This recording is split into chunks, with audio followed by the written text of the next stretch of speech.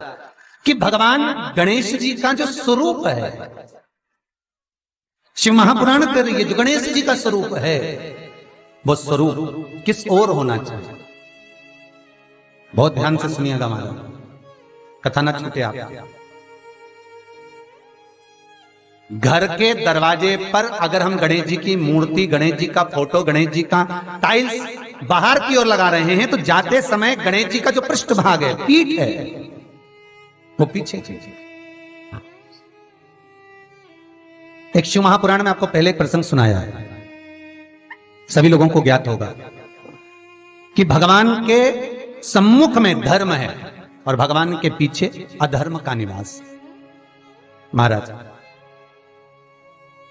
ये दुनिया के लोग जो भगवान की परिक्रमा करते हैं ना, जितने भी लोग भगवान का परिक्रमा करने जाते हैं, मंदिर जाते हैं, परिक्रमा करते हैं, ये लोग मंदिर में जाकर जब पीछे प्रणाम करते हैं तो कभी मौका मिले तो एक बार इनसे पूछना जरूर कि भैया आपने कोई शास्त्र, आपने कोई पुराण कभी पढ़ा है?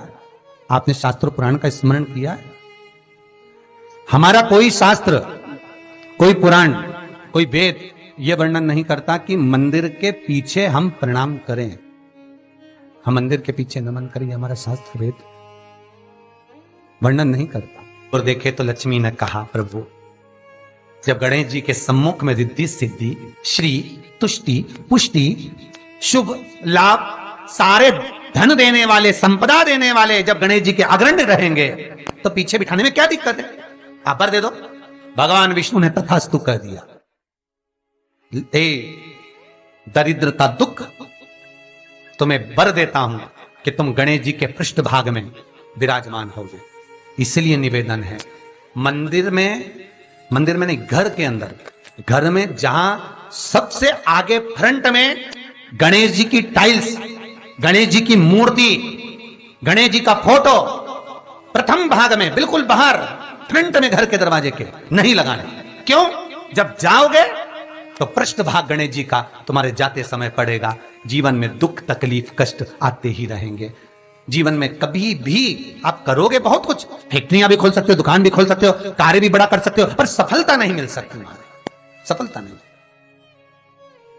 और यदि आपके घर में पहले से टाइल्स लगी है, मूर्ति लगी है गणेश जी की, हटा नहीं सकते, तो निवेदन है, एक फोटो गणेश जी का जब बाहर निकलो तो अपने, जब उधर फोटो लगा है तो एक फोटो बाहर जाते समय अंदर की ओर मुख करके लगा दीजिए, उससे वो दोष समाप्त हो जाता है। महाराज,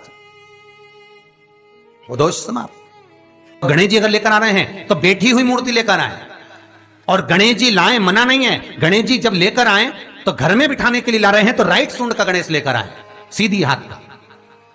आपका सीधा हाथ देख लेना, उसी के हिसाब से गणेश जी को अपनी ओर रखकर, या गणेश जी का सीधा हस्त कमल देख लेना। आपका तो उल्टा मान्य होगा जब आप देखेंगे तो गणेश जी का जो सीधा हस्त कमल हो, उस साइड अगर गणेश जी की सूंड है तो वो सूंड का गणेश घर के अंदर विराजमान हो। उल्टी सूंड का गणेश, लेफ्ट सूंड का गणेश, ये गणेश व्यापार, व्यवसाय, फैक्ट्री, दुकान, बिजनेस, ऑफिस जगह पर विराजमान हो।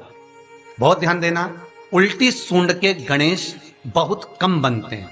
क्यों कम बनते हैं? इसका शास्त्रीय प्रमाण है। कभी किसी मूर्तिकार के पास जाना और मूर्तिकार के पास जाकर पूछना, भैया तुम उल्टी सूंड का गणेश क्यों नहीं बनाते? जितने भी बनते सीधी सूंड के बनते। कभी पूछना उससे, वो बताएगा कि उल्टी सूंड के अगर गणेश जी बनाए, 50 गणेश जी अगर उल्टी सूंड के बनाए हैं तो उसमें से कम 30 गणेश जी अपने आप टूट जाते हैं या बिगड़ जाते हैं। ये शास्त्र रीति है। उल्टी सूंड का गणेश बहुत कम पक पाता है या मिट्टी का बन पाता।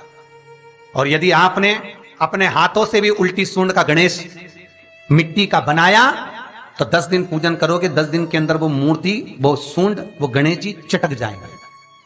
उल्टी सूंड का गणेश टिकता ही नहीं है, वो बीच में से खंडित हो ही जाए।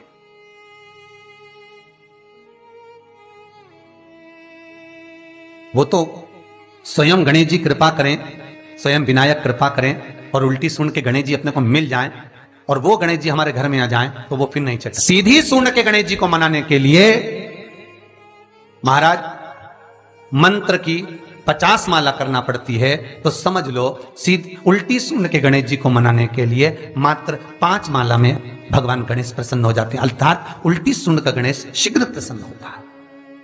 महाराज ब्रजमंडल में जब कभी जाओ, मथुरा के पास में वृंदावन से आगे लोहवन पड़ता है। कौन सा वन है? लोहवन।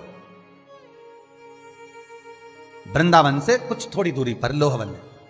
उस लोहवन में जाना, जैसे निकुंज वन में गए, भांडेर वन में गए, आप लोग कई बार दर्शन करने गए होंगे, तो लोहवन में जाना और लोहवन में जाकर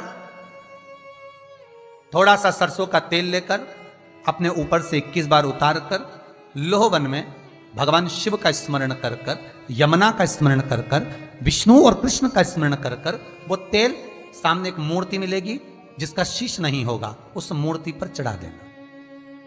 इसका भी चरित्र शिव महापुराण में आता है महाराज, इसका भी व्याख्यान आता है उस मूर्ति का है। लोहवन ब्रजमंडल में लोहवन का व्याख्यान स्कंद पुराण में भी है। आप मेहनत कर रहे हो, फल नहीं मिल रहा, आप दुकान खोल रहे हो, चल नहीं रही है, आपका चित्तवृत्ति, आपके जीवन में सफलता आ ही नहीं रही, तो कहीं मत जाइए। आपके जीवन में 25 बार अंगूठी बदल के देख लिया, कभी पुखराज पहन लेते, कभी मोती पहन लेते, कभी नीलम पहन लेते, कभी कोई महाराज ने कहा तो ये कर लिया, कभी कोई महाराज बोला तो ये कर लिया, फल नहीं मिले, कहीं मत जाओ, कुछ मत पहनो, उसकी शरण में जाओ, उसकी शरण।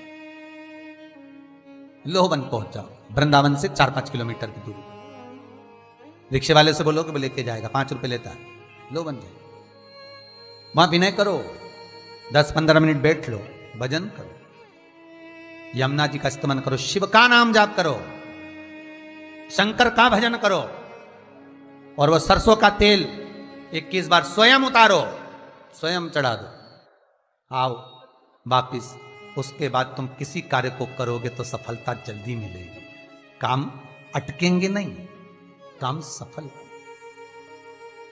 यमुना के घाट पर शिव आराधना का फल भी 1000 लाखों गुना है, लाखों गुना।